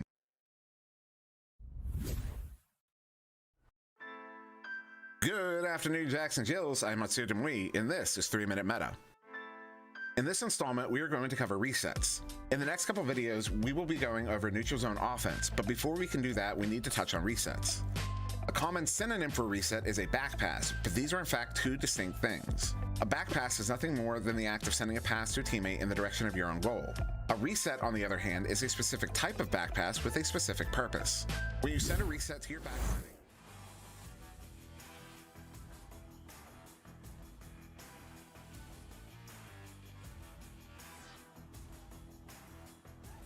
Hello and welcome back to the last matchup today for Oculus Venues, the showcase that we love to bring to you every week during the season. I know you're going to miss us when the season's over, but we'll be back with the next season. But I'm getting ahead of myself. I'm Sputnik Cobra, and I'm joined by Lockie on my co-cast, and sideline casting will be Palador. This is going to be Kronos versus Nameless, and I just have to add that this is going to be a caster grudge match. Both It's Me Ollie and Hex2906 are casters with the VRML, and they always say that they're the best caster. Well, let's see who's the best player. How are you feeling about that, Lockie? I mean, I love both these players, both It's Me Ollie and Hex, and they're really awesome guys, but I don't know who I'm rooting for here. I, of course, love Hex from Nameless, but It's Me Ollie as well. Just such a great guy, but both these teams, they're going to be really wanting to fight for it, especially It's Me Ollie and Hex. And I don't know, maybe if that's going to show in the actual game, if these players are going to put in their all. I mean, looks like I think Nameless are also having a team talk right now, trying to get ready, and they really want to take this match. And I believe Kronos have only got one loss so far this season with a 6-1, and Nameless obviously with a bit of a negative win rate there with a 6-16. But they did, however, start off this season in the Master Tier, which is obviously a lot harder and a lot more difficult teams, and those losses still stay on, so that is why they are still in that high position. Hey, you're a caster now. You can't root on anybody. You have to have an unbiased opinion, Lockie. Yeah, I have to. You've always got that thing in the back of your mind, just one team you want to win. Like, whenever I'm watching Gravity games, as much as I want to see Gravity take it again, but I do want to see someone maybe beat Gravity or something like that, and that's what I was kind of looking for in the other games, bringing it to maybe a bit of a more hype game. But with these teams, I'm really just looking for a good match. I want it to be close, and I want to see a round 3 maybe, and maybe see a few OTs or something like that. But I can't wait to get started. I'm shaking, I am ready, and I cannot wait to see these teams. I'm getting more and more excited just hearing you talk about it. But we will be waiting on one of the players for Kronos. They might be having technical difficulties. They might be taking a breather because they know that this is going to be hype. This is going to close us out for this broadcast today. And for all the new viewers, for everyone who just tuned in, this is Kronos versus Nameless. And Kronos, like you said, they haven't been handed a win yet. Or, no, excuse me. They haven't been handed a loss yet. Yeah, Kronos have been playing so well, and as an up-and-coming team, they're pretty new to it, and obviously, I wasn't expecting such a team to come out. I know Mioli is a very strong player, and I believe also Sausage and Nelson both coming from previous teams that I believe I trained Team Shock from Nelson and Sausage, and I believe one of them may have been subs, or maybe both of them were subs on that team, and definitely some new players, some new faces, but of course, Nameless, such an old roster, and they do have a new addition to the team with Frogyo, which was their newest player, but their previous members of Hex and all their other players have been pretty solidified from Season 2 and even before that, and they've been together for a long time, and I'm looking forward to seeing if the chemistry of Nameless is going to be what sets them apart and what gives them the strength, or Mioli and the rest of his crew on Kronos are going to be able to show them that they are more than just able to beat the lower level bronze and silver teams, and they can take on a high level diamond team, and they can beat Nameless. So a correction coming through. I misspoke. I was misinformed. I don't even know what I'm talking about. Apparently, Kronos did have a loss to Mantis. So they've already been handed a loss. This won't be the match I thought it was going to be, but it's still going to be pretty darn exciting. Yeah, I mean, Mantis, once again, another pretty high-level diamond team. I mean, they are just one place below Nameless, sorry. And maybe Nameless with that a bit more experience, they're gonna take this and they're gonna solidify it. I mean, they were a master tier team towards the start. I believe they were in cycle 1, and they have stayed quite high in the diamond system for quite a long time. And honestly, I'm interested to see if that chemistry and the fact that they're so high up and they had this practice is gonna take over Kronos, and Kronos of course losing to Mantis, and maybe they're not going to be able to take on these diamond level teams, but I guess we'll see with this first joust starting here. And will be slapped forward by Kronos. Kronos' backstack will find it. Nelson starting this offense, starting this round, going to send it up to Nest. Ollie sending that one down, and that's going to be good. Sausage, first 2 points on the board. Good initial showing from Kronos. And Kronos starting off with this 2-point lead. Maybe this is the lead they need to give them some confidence going up against, I believe, one of their highest matchups yet. And this is going to be a big match for them if they can take it against Nameless. They really do give a name for themselves, and they put themselves on the board as a strong and dangerous team looking to point into the master. But Goldfish now with a backboard shot, and Goldfish! He hits those and he puts them in. What a beautiful shot, and just managing to find the backboard there, the perfect angle, just putting it in, and that is going to lead it to a 1-point lead for Nameless now. I kept telling Ollie that I would catch one of his matches this season, and I'm so glad I could catch it on venues. I'm so glad I could get both Hex and Ollie. This is really hype, and that shot's going to be not on. Ollie making that attempt. Gonna look to pick it up at the wall. He's gonna get it. He's gonna send it again. It's gonna be in the bubble. It's gonna be finished by Sausage. And Sausage once again getting another 2-pointer on the board, and now it's a 1-point lead once again, but this time to Kronos. And Kronos now with a 1-point lead, what are they gonna do with it? I'm looking forward to seeing what Nameless can do with the Joust advantage. They might get something similar going, maybe another 3-pointer. I know that Kronos did leave that 3 available for Goldfish last time, but Multi being very patient with it, holding back near the mid of his zone, and a long high pass coming through, and it's gonna be stolen by Hex, but stolen once again by DanMac 05. So DanMac now with possession. DanMac sending that for that pass through the tube. Ollie now with it. Ollie's not under pressure just yet. He's taking that forward. Hit his head a little bit on that Geo, but regain that momentum. That pass is going to be picked up off the Geo by Sausage. Sausage looking for something in the bubble, but Multi diving on that one. Yeah, now a clear coming from Nameless, and it looks like it's going to be a stack race. Some stacks stunned out on the back line of Nameless's side, and it will be Sausage slowly trailing the disc and slowly recollecting, maybe going for a shot attempt here, but it's just going to be a bit wide. Sausage recollecting his own pass, looking for it to DanMac, but it's just going to be a bit wide, and bouncing off the Geo now over back to It's Me Ollie. So It's Me Ollie now sending that one forward along the wall. DanMac now able to get past Goldfish. Goldfish going to find that stun and that clear. That stack is through. Those 3 players are through. They're looking for possession before this defense gets back. Now at the wall, it will be Frogio. Frogio sending that in the bubble below the goal. That's an open goal, and he's going to miss it. Oh, no. Just dinging from Hex, but Frogio looking to redeem Hex, and it's a recollect from Goldfish. I do not know what's going on here. Back and forth in possession, and Hex looking to just reset this one all the way, but maybe the reset just a bit wide, going for an actual clear, and DanMac also clearing it in the hands of Hex, recollecting with that really good stack from him and Frogio, and now it will be cleared for Nameless and Multi just trading after this, but it will be Sausage slapping that one, but Goldfish ready to pick it up, and Multi with the disc, just bit of a miss pass and slowly going towards the goal, but Frogio gonna pick the pace up for that disc and put it right in to give them now the 1-point lead. Talk about physicality. Talk about chaos. Back and forth, stuns and brawls and stops and steals, and it's going to happen within a meter of the goal. A soft touch is going to bring that one in for 2 points. Now 1-point lead to Nameless. This is down the court and not able to complete that to the ceiling. Ollie pursuing it. Ollie under pressure. Ollie getting stunned out, but it will be picked up by Sausage. Sausage looking for something. That's going to be off ahead of a player from Nameless. That stack won't be able to get it. At the ceiling, it will be taken by Hex. Hex almost throwing that into the hands of the backline player. This is a chance for Nameless.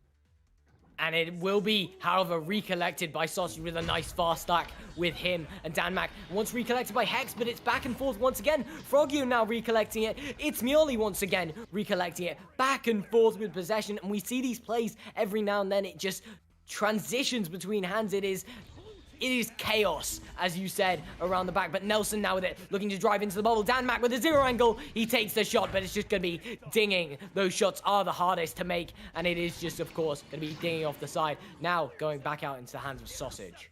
So Sausage with possession. Sausage up to the ceiling. That's going to be in the hands of Ollie. Ollie to that backboard player, and 2 back-to-back attempts. It's not going to be in. That one's going to be in, so Nelson able to scoop it up and send it in.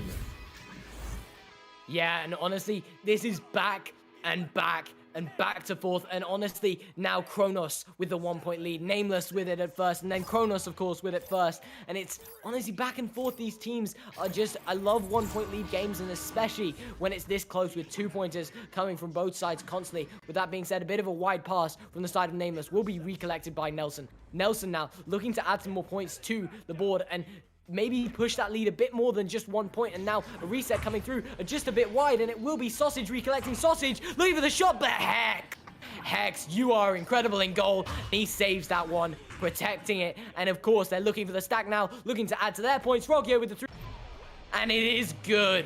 Frogio now puts them on the board, and no longer by a 1-point lead, this time by 2 points.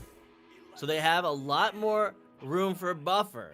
They just have only 1 possession, though.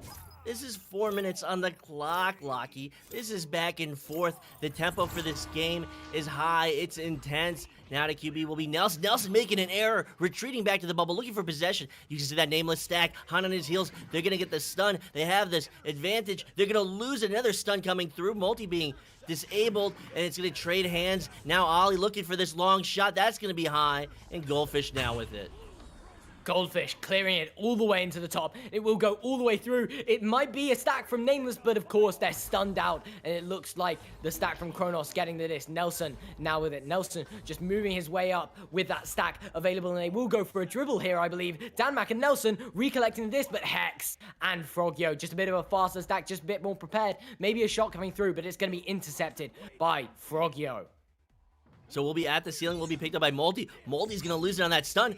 Another trade of possession. Almost having it would be Nameless, but this defense is just throwing these stuns left and right. Talk about swarming to the backboard into the hands of Goldfish. What an excellent save to deny that opportunity to maintain this 2-point lead.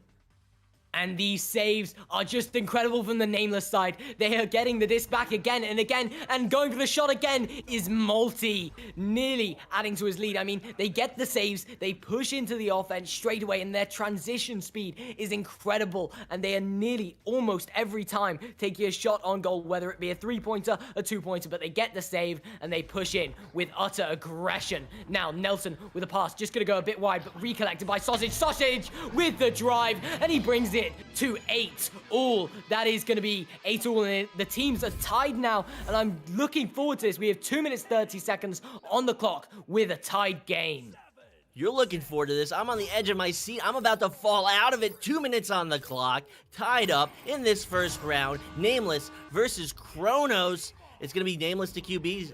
Sending that forward will be Goldfish, but the intercept coming through from Danmac. He's going to send that into the hands of a player from Nameless. That's now in the bubble of Kronos. Nameless with this 3-player advantage, but they're going to lose it. You can see this retreating defense able to get the steal and the clear.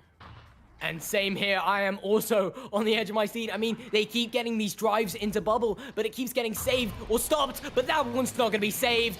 Frogyo is stunned out by Nelson, and Danmac ready to hit that one, and it's straight in. Now, Kronos with the 2-point lead, and I believe we will also have a timeout here, but let's just talk about the game. I mean, this has been so incredible so far. It's only a 2-point lead to Kronos, and it's so close, and with a minute and 30 seconds, this could be really anybody's game.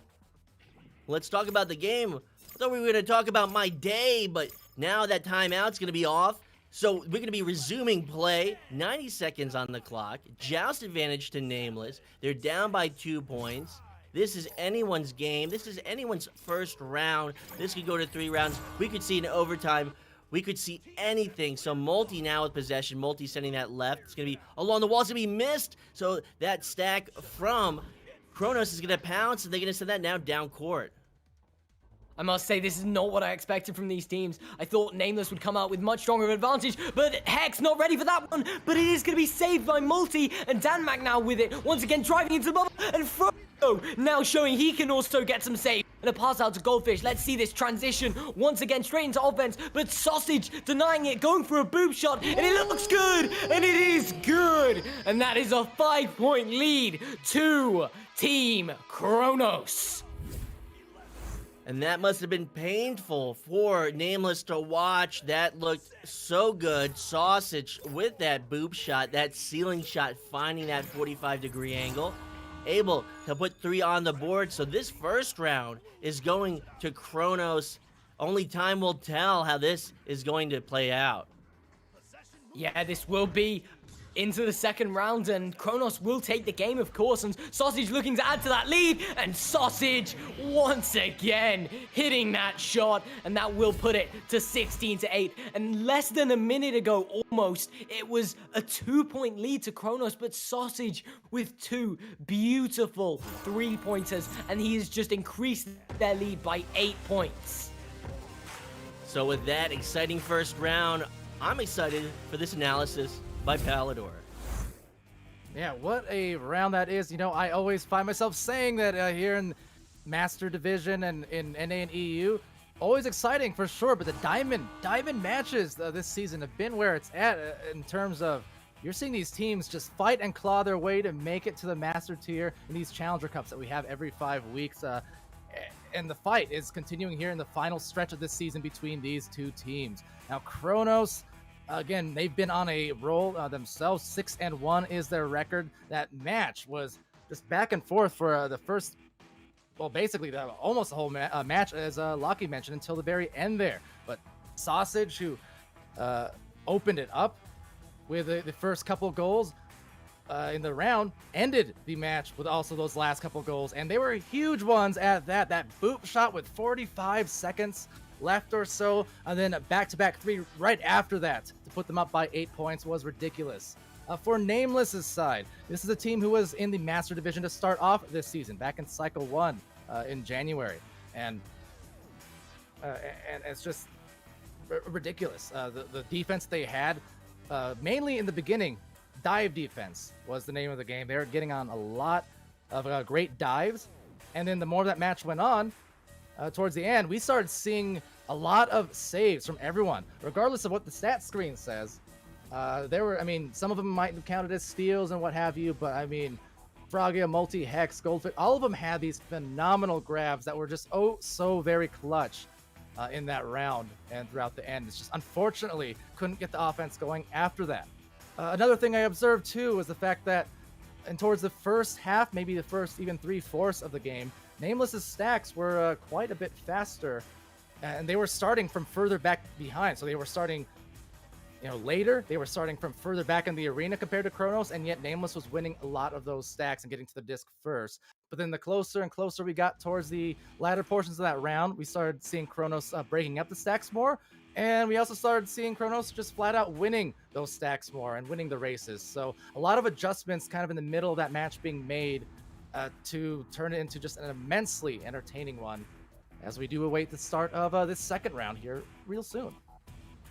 So not only can It's Me Ollie cast, but they can play, and we're seeing it right now. Everybody wants to see Team Gravity, but Team Gravity, the only thing they do is win. And these teams, we don't know who's gonna win. And this is my top game of the week. Yeah, and honestly, from these teams, if you look in the Master Division, often the games are conquered by teams like Team Gravity and Team Joker, but in the Diamond Division, in the Master, obviously, some teams just sort of can't really take it from those teams, Gravity and Joker, and whilst the game's skill level is so incredible, they can't really fight for that number 1 position with the dominating teams, Joker and Gravity. But in the Diamond Division, they are looking to get that finalist badge. They are looking to get into Master, and these Diamond games are honestly some of the best that I see, and they're so entertaining and so close.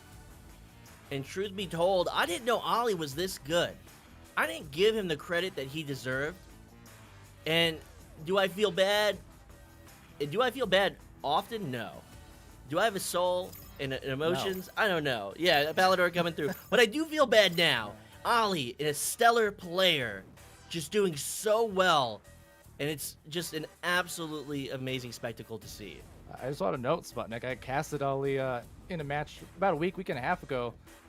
He put up something like 20, 25 points. I mean, definitely popped off. And I'm just ashamed. Truth be told, again, I'm just ashamed Ollie, really modest about his play skills, his ability to play this game. He never gloats, he never talks about it. All he does is cast, he stays on topic, and I always appreciate that. But Ollie, just a solid player, and Hex is good too, but this is Ollie's spotlight right now.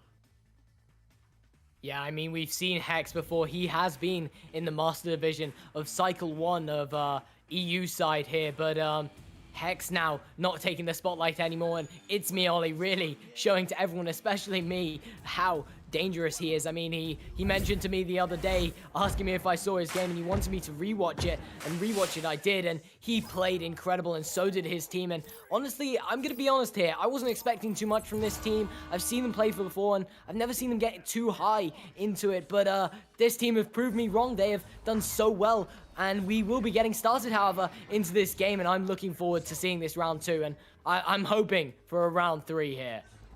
Me too, and now down below the goal, Frogio back up to Hex. Hex is going to get shut down by this defense. This defense is going to find that clear through. Now they're on offense. Now they're going to take this shot, and Ollie, we talk about Ollie, and Ollie does it right there.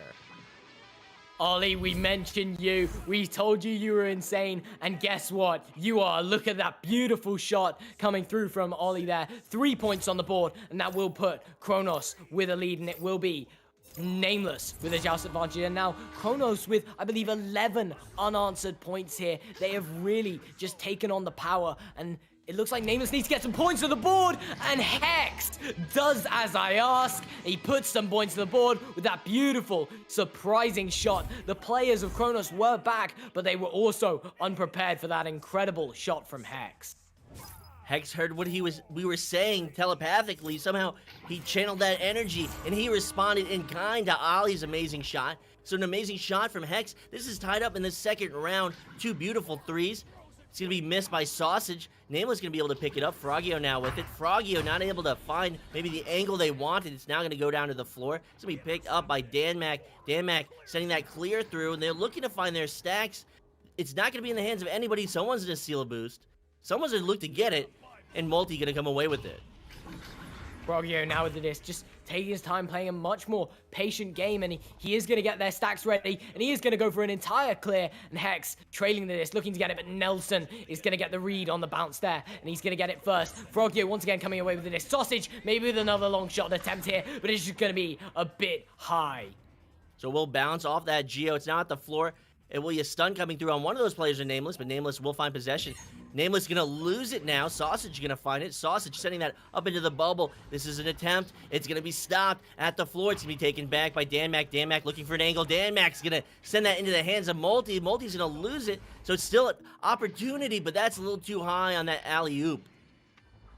And Nameless, they know how to play goalie, and they know how to play this bubble defense, but it's Ollie looking to break that bubble defense, and Sausage breaks the goalie and puts that one nice and high. He is all the way at the bottom of goal, and yet decides, I'm gonna send it all the way up to the skies, and to the skies he sends it through the goal. An absolutely terrific shot. So now with possession will be Nameless, down by 2 points.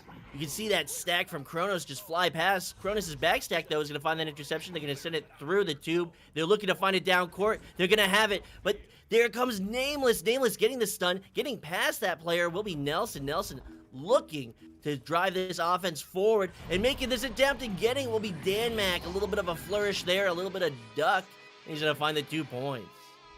Ouch, DanMac with a duck, and DanMac with a slam dunk, and it is in, and that brings it to a 4-point lead to Team Kronos. Team Kronos looking to take this second round and looking to take the game, but now Frogio with the disc. Frogio all the way over to Goldfish. Attempt of a recollect by that stack, and Hex with once again an open goal, and Hex hits it once again, and the stacks from Kronos maybe being a bit too aggressive there, but Hex ready to find the 3-pointer and ready to close the gap to once again another 1-point game with 6 minutes on the clock.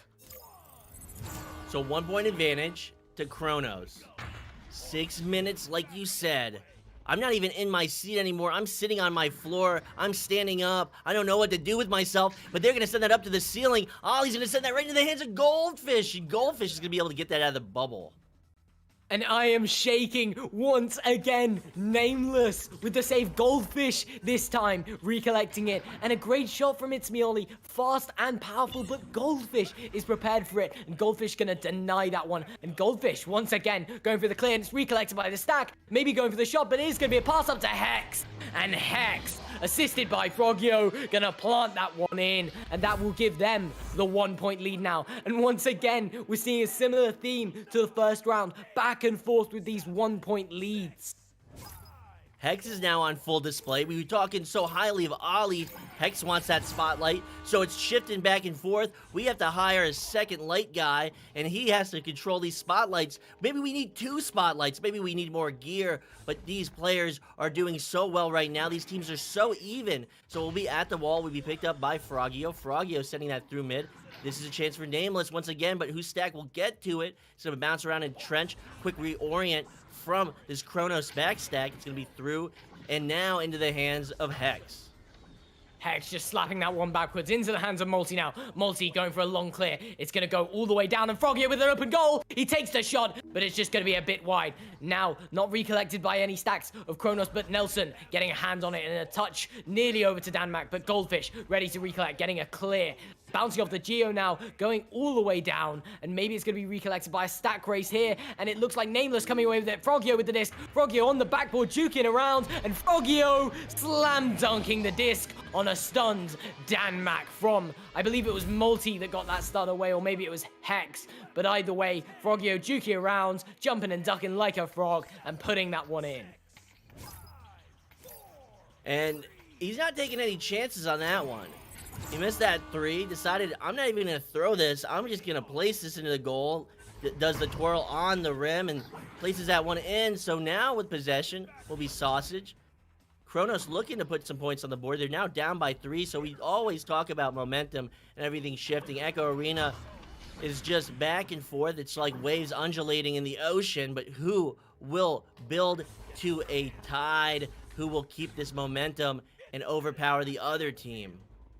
And it's me, Ollie, taking to this now, looking for a long clear all the way into the enemy zone. Goldfish recollecting that one. Once again, going for a pass all the way to Frogio. Frogio just getting a hand on it, but stunned by Nelson. He will, however, get the clear out. And now Sausage with the disc, pressured by that Nameless stack. Nearly getting a hand on it now. Nelson with the disc. Nelson all the way over to It's Me, Ollie. It's Me, Ollie. Making a pass all the way up to Sausage, but it's going to go a bit wide. And Hex now slapping that one out. So it will now travel to mid. These players looking for possession under assault will be Nelson, but Goldfish not able to get to them in time, so they still will maintain possession. Now up to Nest. Ollie with the no-look shot, but it's going to ding. That looked good, but not good enough to be in that goal, so another slap out coming through into the hands of Goldfish. Goldfish is going to find that clean clear. And Ollie there, looking to get that spotlight back from Hex and taking a no-look shot, and that was so close, but Hex now with it, taking the spotlight back, and Hex plants that one in after a brilliant cut from Frogio. What a beautiful pass and what a beautiful play. Those are so difficult to save, and we're not going to see Kronos getting the save. And now adding to their lead now with a 5-point lead. We may be seeing a round 3 here, but really it could be anyone's round with 2 minutes still on the clock. So to roll out will be Kronos. Sausage now with possession. Sausage looking for that pass that could have been on target if not for that interception. This stack coming through, these players coming through and looking for it will be Nameless, but it will bounce out of their hands. Frogio not able to find the grab. Coming forward will be a player from Nameless getting that slap. It's going to be at the ceiling. Frogio with this drive. Frogio opting to send it back, not having the angles that they wanted. So Multi now. Multi not under pressure. Multi down to the floor. Frogio up to the ceiling and chasing it will be Goldfish. So Goldfish now looking at this maybe opportunity behind goal. Hex just waiting for something, but nothing would come. Yeah, now long clear coming from Kronos, but the stacks, as you said, this time they are reformed and they are ready, but Danmac catching the clear, going for a shot, but it's going to be slapped out by, I believe, Hex, and now over to It's Me, Ollie, but it's going to be intercepted by Multi marking the man there, and a long clear going to bounce high off of the Geo, but recollected, no, not recollected by that Kronos stack, and it will be Goldfish recollecting. Goldfish, however, stolen from him. The disc is by Sausage. So now it's in that bubble of Nameless, and I'm just losing my train of thought. We have less than a minute on this clock. If this lead stays in favor of Nameless, we will be going to a 3rd round, and that's more than likely going to happen. Danmac, though, to Sausage, and Sausage with the moves. So that's 2 points on the board. Only a 3 would force this overtime. 30 seconds on the clock. Nameless with possession. What's gonna happen, Lockie? Sausage brings the opportunity at least. Kronos can do it. They can bring this to an overtime. And I really want to see an overtime as much as I want to see a round 3. I don't know which one I want to see more, but I guess we'll see. And it looks like a clear. It will be in the hands of Kronos. And a 3-pointer coming out here. And maybe going to be recollected by Ollie. Ollie in the 2-point bubble. Not going to take that one. But Danmac will take the 2-pointer. And it is going to be Multi trying to slap that one out. 5 seconds on the clock. And I don't think we're going to see any 3-pointers. It looks like Nameless are just holding a man back, making sure that 3-point opportunity does not come through. But such a close round. It's Me, Ollie nearly hitting that final 3-pointer to bring it to an overtime. So we will be going into a round 3. This is Nameless versus Kronos. Palador, help me.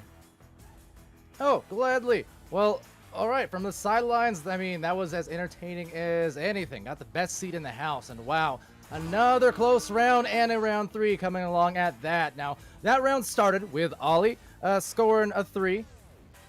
after all the good words he had talked about in the first round, well, then guess what? Hex with the 3-back, the clap back, the check back, the hex back, whatever you want to say. Point is, they were anything but hexed, anything but cursed, and nothing else. Kronos will be cursing the name because Hex scored 10 points in that round. Bai is lonesome. I mean, of course, was assisted by teammates. I shouldn't say total lonesome, but 10 points, all 10 points in the second round, just putting them in over and over and over. The communication was great. The teammates, and some of those were off of turnovers, and they found the hot hand. They did a great job of that on Nameless to secure just the disc and find the right person to shoot it. Meanwhile, for Kronos, I mean, they had still some great team plays as well. I mean, everyone has an assist on their team. In fact, Ollie and Nelson have 3 apiece. I know Ollie, all 3 of those assists dating back to the first round, going to Sausage. Now, Sausage towards the end, that last minute, brought it back within 3 points with a beautiful move. Had gotten a pass inside the bubble and just walked it right up within a couple feet. A beautiful swing fake, and then made it on that second heave, but just wasn't quite enough to get back. And then on that final window that was open, just for the briefest of moments, they had a chance to make a 3 to tie it up, and it was Goldfish who did manage to get back and stun Ollie, I believe it was. There were 3 different players there for Kronos, ready to make it a tie, maybe make it an overtime, but definitely Goldfish able to clutch it with a clutch fist and a punch at that. So some strong efforts being shown by multiple players. Definitely, Sausage with those 16 points, and again, Hex 10 points for the lead scoring here across these rounds. I'm excited for the third, guys. I am excited. I'm trying to find my breath. I don't know, Lockie. What do you think? I mean, I would have loved to have seen an overtime, but I'll settle with a round 3, and this is such a close game. Both games have been so close at times. Of course, Kronos just pulling away at the end, but it was so close in that first round, and this second round also such a close game. And honestly, these teams are brilliant, and I'm blown away. Honestly, I'm really looking forward to seeing the round 3. I am on my toes, on the edge of my chair. I am prepared, and I cannot wait to see these teams get at each other with a round 3. You're at the edge of your chair. I'm about to flip my desk. I don't know who's gonna win. I'm gonna destroy everything on my desk in excitement. That's how hype I am. And I'm not pulling any punches. I mean, honestly, from Nameless as well, bringing the hype plays with the incredible saves. I mean, we've got so many from the side of Nameless. Frogio and Multi both getting 3, and honestly, these saves are just so incredible. I mean, often we see the long shots as absolutely fantastic, and honestly, we don't see these sorts of saves in the Master Tier. A lot of the time in the Master Tier, the players, especially we saw earlier, they really do hammer in those shots, and we don't see as many saves. And honestly, they're sometimes the things I like to see the most. I mean, they are the most, as you say, clutch things to get, and getting them is just so incredible. And it's a one-on-one. It should be the attacker's advantage, but somehow Nameless have been managing to keep it in their hands and getting the saves almost every time. You talk about intensity, you talk about energy, and you see it in venues. Players bring their all to venues. This is the best stage to do it. This is what everyone works for. And then they bring everything to these matches. They put everything on display. Hex, 10 points in the second round. Ollie finding some amazing plays. The initial 3 points for Kronos. It's back and forth. It breaks anyone's expectations. I don't even know what I'm going to see in venues anymore, and that just adds so much excitement to casting, and I can only imagine the excitement it adds to playing. But in conjunction with the excitement, I can also only imagine the terror that it brings to some of these players as well. But that's sports. That's the whole package. It's a lot of ups, it's a lot of downs, the emotion, the energy, the sweat, the tears. Can I interject real quick? Because on that note, Sputnik, and for all our viewers in venues and Twitch, Facebook Live, YouTube Gaming. We got more venues coming along the way later on in the day, actually. So this one, kind of a European block, and well, later on we've got some North America for you. And that's going to be stellar. It starts at 5 p.m. Pacific, 8 p.m. Eastern, and if there happen to be some midnight owls there, well, it's at midnight UTC over in Europe. So with that, it's going to be no doubt a fantastic second event here for venues. As you mentioned, we're always so excited to have these, and it will be a trifecta as well of Master. I mean, we have Synapse versus Illuma Duty. Following it will be Seven versus Ethereal, and then we'll have Aurora versus Synapse. So 3 Master Division games over in North America, following these excellent games here. Two Master Division and 1 Diamond Division here between these two to finish it out, which has just been, as you said, one of the matches of the week, I think. This might be one of the matches of the season.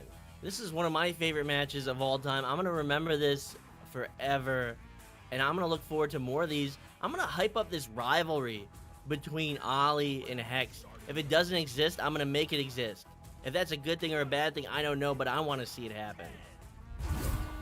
Yeah, I want to see the rivalry, as you say, from these two casters. I want to see who can take it, but we've been highlighting these players, Ollie and Hex, so much, but I'd also just like to highlight Sausage with 16 points now. He has been the ace up Kronos' sleeve. He has been hitting some incredible shots, and I've never seen Sausage hit shots like these. I've played many games with him before, and I've seen him in loads of scrims, but I've never seen him take such shots like these, and he's been hitting them beautifully, and he's been plying them in so well. But as you said, I want to see this rivalry between Hex and It's Me Ollie. Which one of the two can take this home for venues and can take the game? And who will take the bragging rights? Because that's what everyone really wants. They don't say that they want that, but you know deep down inside, that's what they want. They want that final word. They want to end the discussion. They want to say that I won. I'll see you next time in the arena. Yeah, it doesn't matter what happened in the game. No one looks back and sees each individual part of the game, but it's all about who took the actual game itself, and it's all down to this round 3, and it's what I love so much about round 3s and OTs as well. And it can be anyone's game, and this can be maybe an overtime round 3. I mean, I wouldn't be too surprised at this point. I'd be very happy to see it, but not surprised, because these teams have kept it close every single round, and they're taking their time here, maybe having some team discussions and trying to understand what they can do to break through this closeness and try and really power on through and get loads of points on the board. Maybe they're reciting a mantra. Maybe they're praying. Maybe they're doing a kumbaya. Maybe they're trying to synergize. This is it. This is the 3rd round. They want to take it. This is what it all comes down to. And these teams, we've seen them play with their intensity at 11. We've seen them play so hard. And now this is the final stage. This is the boss level. They want to do this. So they just need to unpause the game and start playing. Come on, guys. I want to see this unfold. Well, we have another moment here in this timeout as well. We'll give a shout out as well to IgniteVR.gg, of course, for those in Echo. I mean, you should be well familiar, of course, with Ignite the team, but not to mention IgniteBot, now recently renamed to Spark. You guys want to go download that, whether you're casting or playing or whatever the case is. Fantastic tool. So go to IgniteVR.gg and download it. It will make joining matches much quicker, easier. You don't need the invites. You can host matches on a server list, essentially. It keeps track of statistics for each match, so you can kind of fill out your player profiles and get a look at what games you performed in, and I mean, the tools for Spark and that Ignite provides the community, endless and awesome. So go download that, of course. And also for anyone watching over in venues, especially maybe you're not as familiar with Echo or as familiar with VRML, well, come join Echo Arena. Echo VR, of course, is free to play, free to own, so go download that. And same for VR Master League here, a community ran league. I mean, all of us casters are moderators, top to bottom. our creators and our board members. We are all members of these communities first before even becoming part of VRML. So it was kind of born out of the love for the esports. So definitely appreciate everyone for the support, and for players who might be interested in joining, come do so. It's free to participate in, and you get really flexible scheduling. It's a MMR ladder-based type system. You get 2 matches every Monday assigned to your teams, and you can schedule it any time in the week. And we have something like 60 casters now, I believe. You get your matches casted, throughout the season. We have streams every single day and night. And with that, we're gonna finish off this one with a final round. So back to Sputnik and Locky. Let's go, Locky. This neutral joust underway. It will be won by Nameless. It's outside the bubble of Kronos. Kronos able to pick it up. This is the 3rd round. This is what decides it. We've been waiting minutes, feeling like hours, but this is it, Locky.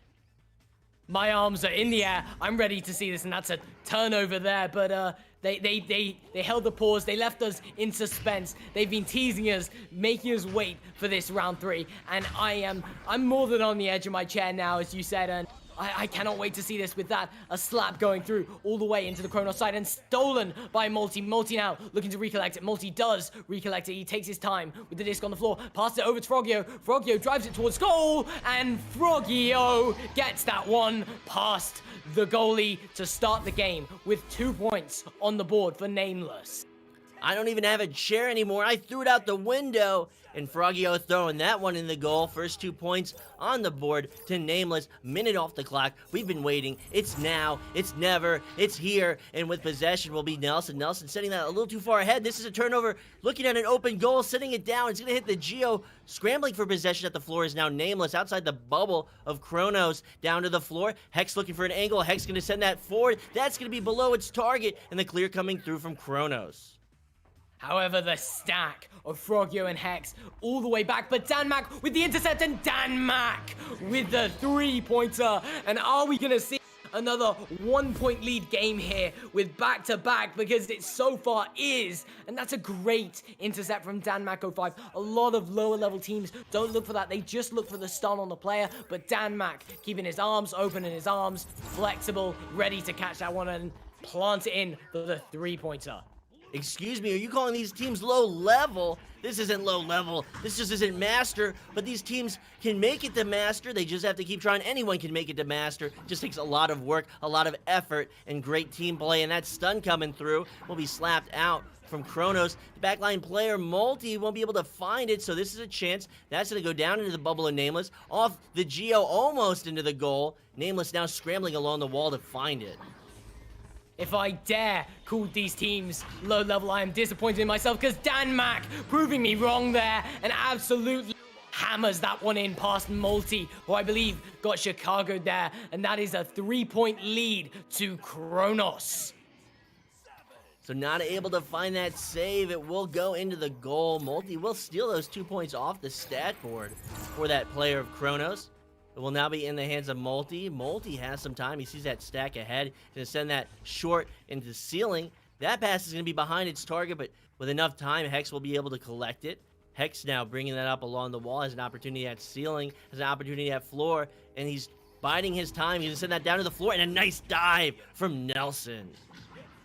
And oh my god, Nelson prepared for that one. He does not want any chances. And Hex looking to slap that one for a pass, but Multi recollecting it. Actually, just getting a handoff in Sausage. It's then scrambling for the disc here, trying to get it. I'm losing my word. This Sausage going for another one of its threes, but it's just going to be a bit wide here, bouncing off the Geo into the hands of Frogio. Frogio now with the disc. Frogio looking for a clear and boost situation, and Frogio getting stunned out there. No, sorry, Multi getting stunned out by Nelson, but of course Nelson stunning out Frogio in the end. Now Nelson with the disc and clearing it. So that will be in the hands of that forward stack. It's Me Ali now has it. It's Me Ali off the ceiling. That stack coming through, looking to find it. They will miss it. That was a good chance. It's going to bounce back into the bubbles now at the ceiling. Goldfish with the slap. That's going to go into the hands of Ali. Ali looking for an opportunity. Ali off the backboard. Ali making it at 8 meters. Ollie, that is incredible. What an incredible 3-pointer. And not many players take 3-pointers on goalies ever. Most goalies, especially at this level, will be saving those. And Ollie, however, not leaving anything to chance, putting that one in off the backboard, and that is a 6-point lead. That is so devastating for Team Nameless. Will they be able to come back? They do have 5 minutes and 40 seconds to bring this entirely back, but the mental game already is going to be hurting them as Multi slaps that one out. 6-point lead now to Kronos in the bubble. It's going to bounce around. Kronos still looking to extend their lead. It will be in the hands of Frogio. Frogio getting that one forward to Goldfish. 5 minutes, 20 seconds on the clock. That will be through the tube. Now at the ceiling, they need to get down court. Nameless needs to find possession. It will go into the hands of Nelson. Nelson under pressure, sending that forward. That's a nice pass to Ollie. Ollie's going to find another nice pass to Sausage. Sausage checking back. Sausage seeing how much time they have. Sausage doing it again. But that stack from Nameless is just caught in the backcourt. It's now 2-2. That pass is going to be good. And it's going to be slapped through the tube by Nameless. A bit of a missed pass there, but great leeching from that player of Team Kronos, holding that stack back. But it will be another attacking opportunity. It's Mioli this time with the disc. It's Mioli looking for a bounce pass to Dan Mac, but it's just going to be a bit high. Dan Mac eventually recollecting the disc. On him is Multi, and he's made a pass to It's Mioli. It's Mioli just dinging that shot, and it is in the hands of Goldfish as he clears it all the way down into Kronos' hands. And that's now in the bubble of Kronos. These stacks fly past it. Pursuing it will be Kronos. At the floor, we slap forward to by Nameless. Nameless able to find those points. Froggy-O is going to come through. This is only a 2-possession game. This is the 3rd round. I'm going to break something. I'm going to break something, Lockie. I'm losing it. I'm gonna break my voice from screaming at this incredible game, maybe even break my mic. I mean, this is a 4-point game. We have 4 minutes on the clock. Nelson now with the disc. Nelson taking his time all the way on the back line, trying to run down that clock. He knows he has that 4-point lead, and he is gonna take it all the way down in the time, as much time as he has. The Nameless stacks being really aggressive now. They want to just hammer in some points, and Nelson, once again with the disc, faking out that Nameless stack and just taking his time. Will now be into the floor, into the hands of Saucy. I'm mixing up these names. I'm losing it, but I can't lose it. I have to see this match unfold. We have 3 minutes, 20 seconds on the clock. Dan Mac going forward, getting surprised by Hex. Hex is just going to come out from nowhere and throw that stun. And then this is going to be another clear through. It's not going to be all the way through. It's going to be in tube. Nameless's backstack coming through. It's going to be off the wall. It's going to be slow and going to the floor. And it's going to be in the hands of Kronos for the clear attempt. I want to shut my eyes and just let this happen because this is so close, but I can't. I just have to keep watching as Sausage gets a great steal once again, and it is a clear all the way through with Kronos with the stacks ready, but just stunned out is Nelson, and Nelson now losing the disc, but Sausage recollecting with juking. Sausage jukes around the Geo, pushes into the bubble, and Sausage hits the shot, and it is a beautiful one. And that is a 6-point lead to Team Kronos. A little bit picante, a little bit spicy shot from Sausage, hitting that corner, hitting that pocket, ringing true. 6-point lead. That's 2 threes. That's 2 possessions, but another turnover in favor. Look at all those players from Kronos. They're all down court. Has Nameless just given up yet? But Nameless hasn't. They're back in the goal, but Sausage, he's gonna sprinkle some pepper flakes on that one. Another spicy play from Sausage. Sausage really is just the ace up Kronos' sleeve. I've played, as I said, I've played with this player before, and I've never seen him be so damaging like this, and damaging is the right word for it, because he is really powering through, and maybe a Joker train coming from Nameless, but Frogio pushing off, giving a pass all the way down to Hex. Hex now floating in the middle there, being pressured by It's Mioli, the 1v1 of It's Mioli and Hex. Now back out to Multi, all the way over to Frogio. Frogio walking his way up, faking the pass a few times, over to Hex. Hex driving into the bubble, taking a shot, but it's just going to be a bit wide. Now Multi with this, Multi looking for the spins, Multi with a pass up to Frogio, Frogio looking for a pass to Hex, but the miscommunication there is going to be fatal, as it will be picked up, no, not picked up, just picked up in the end by Sausage. As we approach 60 seconds, Nameless trying to find their rhythm again. Just this lead from Kronos. Kronos dominating right now. It's Miali with possession. It's Miali with the shot attempt. Goldfish will get that stun. That will be a slap out. You talk about Sausage being so damaging. I'm pretty sure after this match, Nameless is going to file a claim with their insurance, and they're going to be definitely paying their deductible. And Sausage once again with the disc, making a long pass over to Ollie. Ollie all the way to Danmac. They are controlling the pace of the game with an attempted anchor shot. And Danmac now walking it up once again up to Nelson. And Nelson this time shooting it straight into the top, straight above Malty's head. And Nelson will add to their lead. This is now a 10-point lead. And this game will be going to Kronos with 30 seconds on the clock. And Kronos have taken the win. Who is this Kronos team? What is this Kronos team? Can they be able to carry this momentum, this type of energy into all their other matches this season? This is going to set the standard for them. They're going to have to live up to this, and I have faith that they will. So as 10 seconds runs out, they have this forward advantage. Hex not able to sink it. Hex putting his hands up. Hex saying he's giving it his best, but they will fall in 3 rounds. Kronos is going to take this. And Palador, save us. Well, what a match there, and what a third round for Kronos. You said it, Sputnik.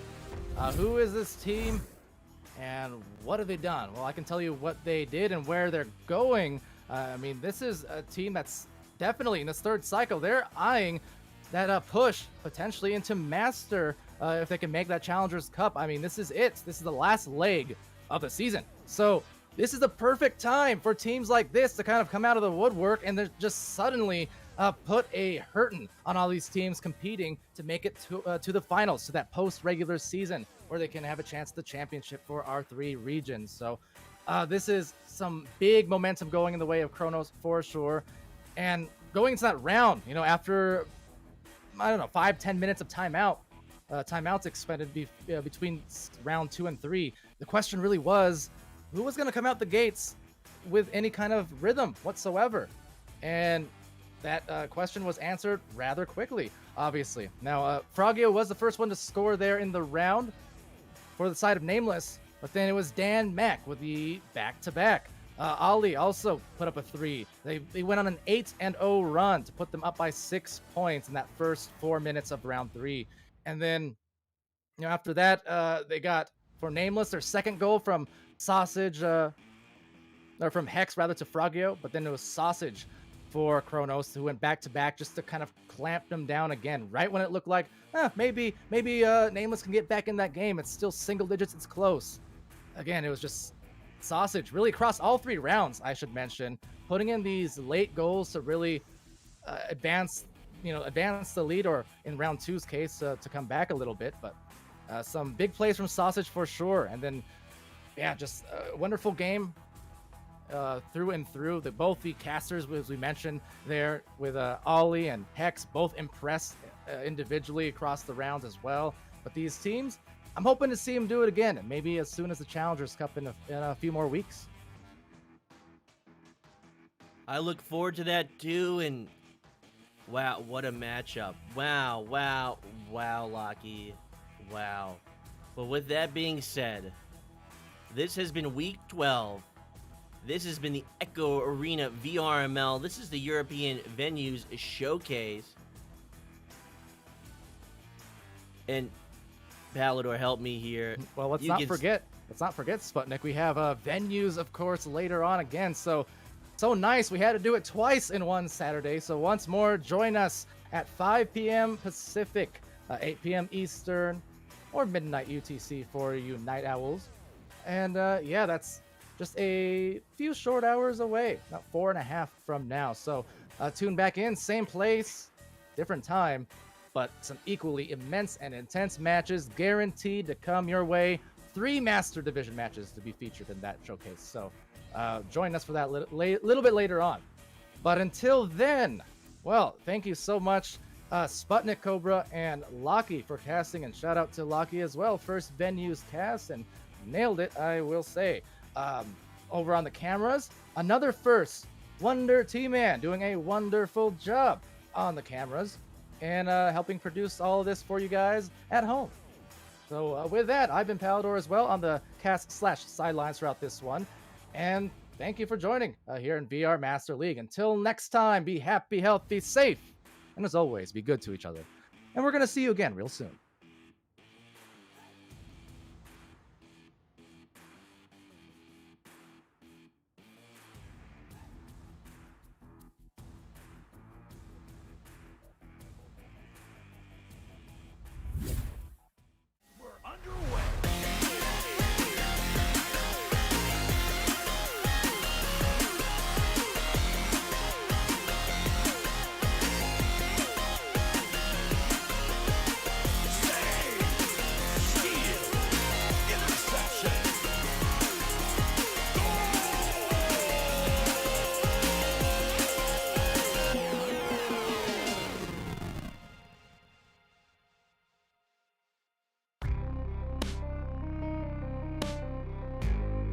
Season 3 of VRML Echo Arena is brought to you by HyperX, Rebuff Reality, Asterion Products, ProTube VR, VR Cover, Fixed Gaming, and VRware.net.